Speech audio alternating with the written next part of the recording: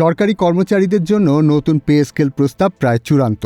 এতে সরকারি চাকরিজীবীদের সর্বনিম্ন মূল বেতন প্রায় 20,000 টাকা এবং সর্বোচ্চ বেতন 1,60,000 টাকা করার সুপারিশ করা হয়েছে। এই পরিবর্তন বাস্তবায়ন হলে সরকারের অতিরিক্ত বাজেট প্রায় 1 লাখ কোটি টাকা বাড়ানোর প্রয়োজন হবে। বর্তমানে প্রায় 15 লাখ সরকারি কর্মচারী রয়েছেন। এই নতুন পে স্কেল প্রস্তাবনায় গ্রেডের সংখ্যা অপরিবর্তিত রাখা হয়েছে, তবে মূল্যস্ফীতি এবং জীবনযাত্রার ব্যয় মাথায় রেখে বেতন বাড়ানো হয়েছে। সবচেয়ে বড় সুবিধা পাচ্ছেন নিম্ন গ্রেডের কর্মচারীরা। 20তম গ্রেডে মূল বেতন 8,200 টাকা থেকে বাড়িয়ে 20,000 টাকা প্রস্তাব করা হয়েছে। সচিব পর্যায়ের কর্মকর্তাদের জন্য বড় সুবিধা এসেছে।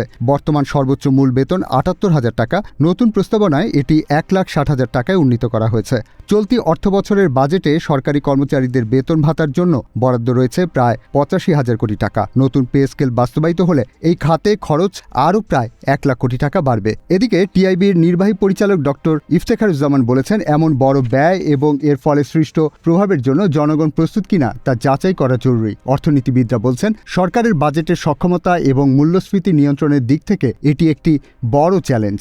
এছাড়া চলমান মূল্যস্ফীতির মাঝে বেতন বাড়ানোর সুফল সরকারি কর্মচারীরা পেলেও নতুন করে জিনিসপত্রের দাম বেড়ে গেলে চাপে পড়বেন দেশের সাধারণ মানুষ। বিশেষত নিম্ন ও মধ্য গ্রেডের সরকারি কর্মচারীদের জন্য এটি উল্লেখযোগ্য সুবিধা আনবে। তাদের মাসিক আয় বাড়বে, জীবনযাত্রার মান উন্নত হবে এবং সরকারি চাকরিতে উদ্যম ও মনোবল বাড়বে। তবে বাজেট ও মূল্যস্ফীতি নিয়ন্ত্রণে সতর্কতা নেওয়া গুরুত্বপূর্ণ, কারণ বড় সুবিধার সঙ্গে বড় চ্যালেঞ্জও জড়িত থাকে। ইশতিয়াক জামান, দিনকাল ডিজিটাল।